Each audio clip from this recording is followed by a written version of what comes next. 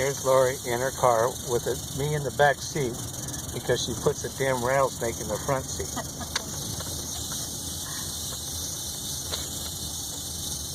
Casey and Dave, I'm using your rattlesnake bucket. Yeah, see, Casey and Dave, it's not a total waste. She's very pretty. Or she. Very loud too. Does not like that camera over it. So we're going to go up the road and let him go up here. Right in here. Away from the house. My neighbors think I'm a nutball. I don't care.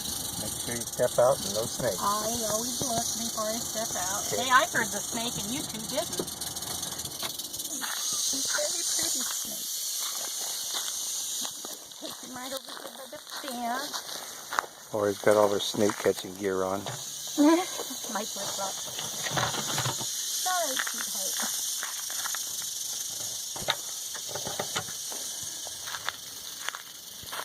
One thing, Dave and Casey, the handle should have been on the flip side. Yeah, so that they... Yeah, but this'll work. Now that's perfect size. And we're just gonna pop that door right open. And then we're gonna bend that right there. And we're gonna bend that right there. There we go. Oh, now he's going back in the